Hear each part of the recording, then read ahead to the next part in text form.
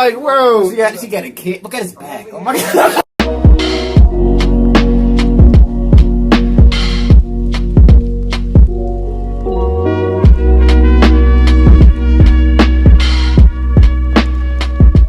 What's up, and welcome back to another reaction. This is how Disgust drives society, history, and the right. This is what if atheists, I believe. Well, no, not what if atheists. What if oldhist? I always used to think his name was what if atheists. What if oldhist? We reacted to one of his videos before, basically him discussing, like, I want to say the collapse of the modern our modern society, but just kind of like if we keep heading in this direction, that's probably what it will lead to.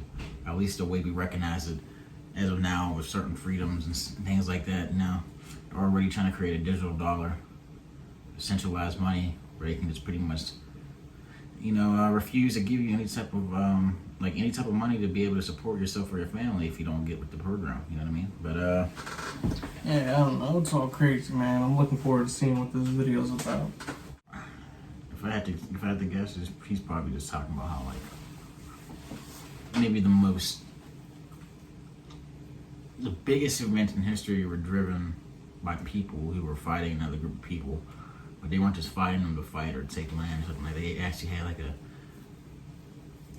disgust, or maybe, you know what I mean? Like, think of Nazi Germany during the 40s and 30s. Like, they were conquering all of Eastern Europe, and they had plans of genociding the whole population there. So, I don't know, man. America did it. Where are the Native Americans? I mean, there's still people left. People are like, oh, I'm Native. I'm like, yeah, there's like 14 of you left. You and your 14 cousins. I mean, Hitler pretty much cited in Mein Kampf that he was like enthralled with how America was able to colonize the West and, create this empire for themselves, But yeah, hit the like button, subscribe, and share. Brother 10K, gonna holler in. Are on vacation together. After dinner, they have a couple glasses of wine back in their room and make love in front of the moon. The sister took birth control pills beforehand, and neither told anyone else about it afterwards. I bet that story made you shudder, and that feeling is disgust. It's involuntary, biologically ingrained, and part of the human condition. The question I'll put further that will divide this audience is what they did morally wrong in of itself. And as I'll explain later in the video, that question explains much of the culture war going on now. Disgust is one of the most important aspects in human history and society. It drives a truly massive amount of our history and culture in ways people often have trouble comprehending. That feeling you felt back there has constructed almost every aspect of how we live our lives, build our societies, wage war, and the like. Intrigued? Let me explain.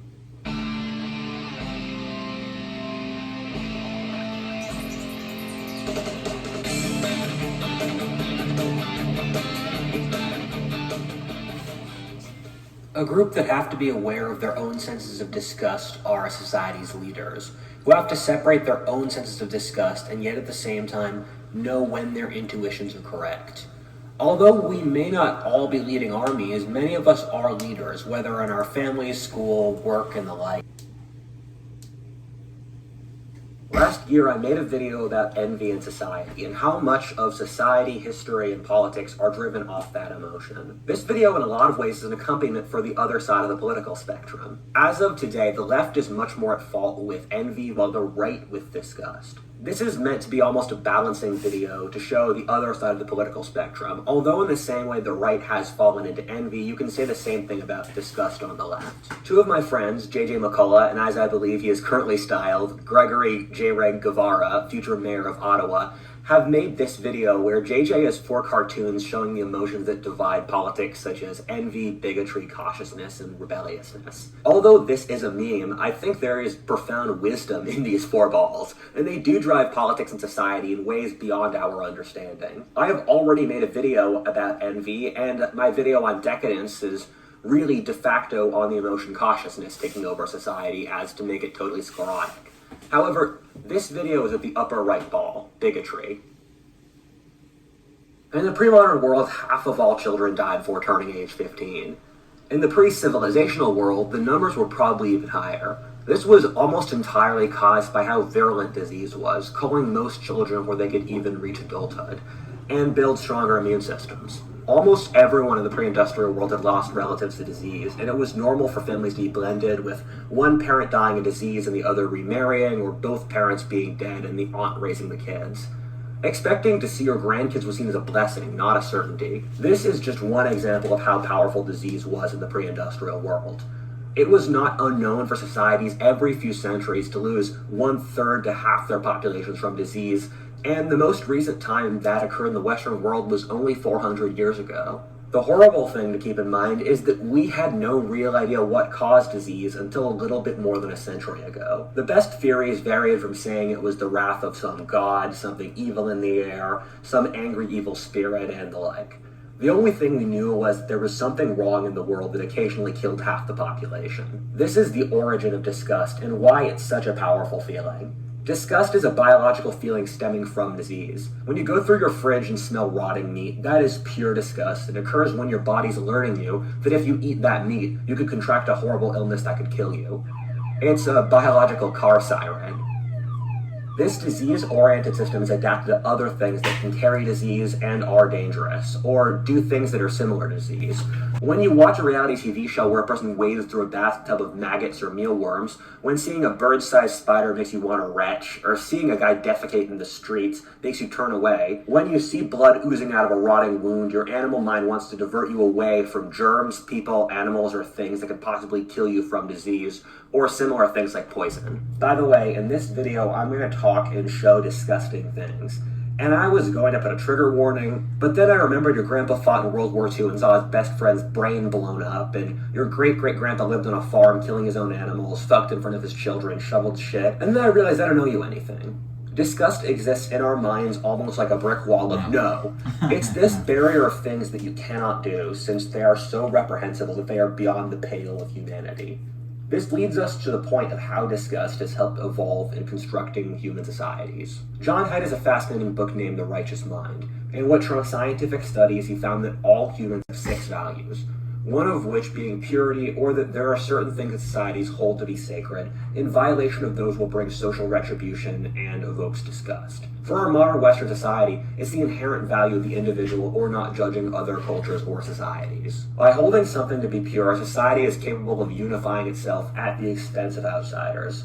An example of this is how the Western Allies were able to unify against the Nazis, who violated the English-speaking world's values of freedom, the inherent value of human life, the abstract of peace, and the like, to wage war. By holding these values, the English-speaking world were able to create a cultural consensus on how to manage their societies, and since the Nazis broke said cultural consensus, it provoked disgust and made us feel the need to destroy them. Societies with stronger senses of disgust are able to have higher degrees of internal cohesion and unity at the expense of hating outsiders more. Look at the Puritans of the 17th century, who took their extremely intense version of Christianity and viewed literally everyone else as in league with the devil and destined for hell. But due to having such a strict value system, had the lowest inequality, highest technological development, education, and some of the highest wealth of anywhere in the world.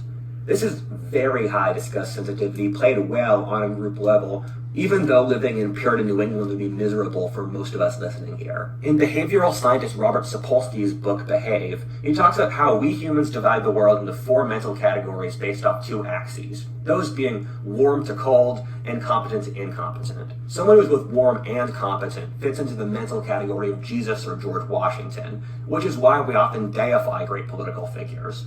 Incompetent and warm is like puppies and babies. Competent and cold is like the Nazis or the Martians in War of the Worlds, which is probably why so many conspiracy theorists view our ruling elite as reptilian, since we emotionally put successful sociopaths in the same mental bracket as reptiles. The interesting thing is that humans mentally put the incompetent and cold in the category of complete biological disgust and inhuman. This is how many people view the homeless and the mentally ill. Also why so many civilizations, with the notable example of the Europeans and Africans, have treated culturally alien and less advanced societies so horribly, inhumanly, and cruelly. A big driver behind racism, in fact... What are you thinking so far in this video? I like the mental side of it. How it's describing the triggers, and what people hold value, that disgust can change with each person, that it could be, it is determined from values and stuff like that. I think it's crazy to think that behind the scenes your brain thinks all of this stuff without even you acknowledging it. It's just crazy, man. What about you?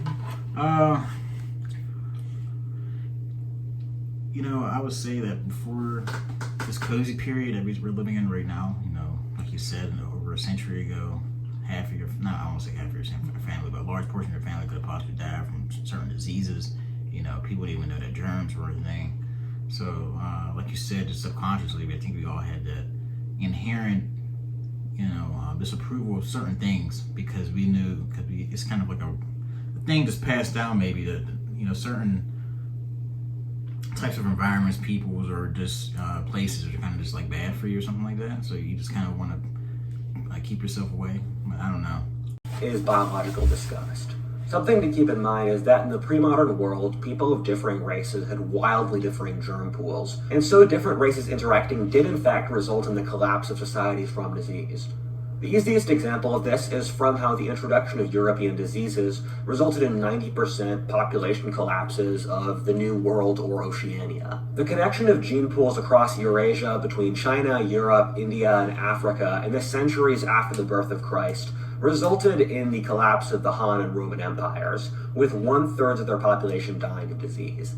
When Europeans went to locations in the early modern period in the tropics with lots of African diseases, it was normal for 70% of arrivals to die within the first 6 months. All of this means that in the pre-modern world, that if you ran into someone with a completely different skin tone from you, there was a very good chance they were carrying some horrible disease that could destroy your society. Humans are genetically racist and groupish for this reason.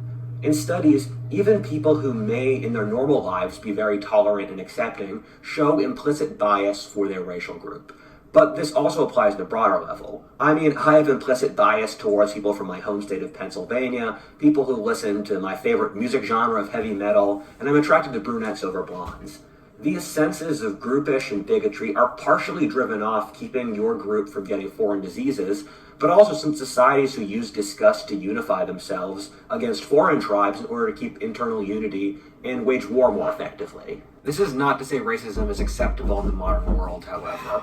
The world's disease pools have converged, meaning this isn't a problem anymore. Also, even though everyone does have a certain degree of biologically ingrained support and bias towards their own group, it can fluctuate in degree very wildly between, say, the caste system in India, in which different castes can't make eye contact, stand within 20 feet of each other, eat, cook, sleep, have sex together, or a modern Western country in which different races, ethnicities, and religions live, work, have children, lead the country, and basically everything else together. As the last point demonstrated, India is a great example of a society in which this biological disease racial element of disgust had incredibly important effects upon their whole civilizational trajectory. You see, as I talk about in my video on Indian civilization, when the Indo-Aryans invaded and conquered India, they entered a land with lots of diseases and very ethnically distinct peoples. They installed a caste system with them at the top, in which they never associated the lower castes, or the native people, on any level. This makes a certain degree of sense when you consider the local population carried a tremendous amount of diseases that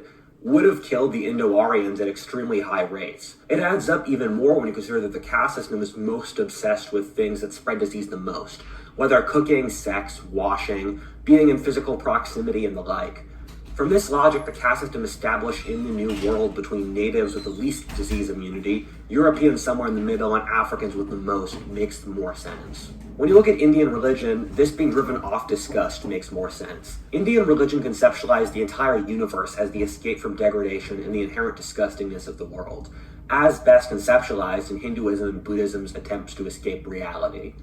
In Indian cosmology, the holiest people are those who are best able to escape the world's inherent disgustingness, which means by being higher caste or carrying less disease, not working with the physical world, which also means less interaction with the disease-inducing things in the world, and also doing less physically degrading jobs with animal carcasses, shit, and the like, alongside the upper Brahmin castes bathing every few hours for spiritual reasons. Yeah, I feel like that type of thing is just inherently controversial when you kind of try to explain why groups of people move the way they do. Like, oh, you know, it's not you're not like what he was saying. You're not born racist, but you are born with pre-cognitive, factors that may guide you to lean in a way that's probably the safest for you. Like, you know what I mean? Like your mind is taking you in a direction that it feels like you will probably be the most safest.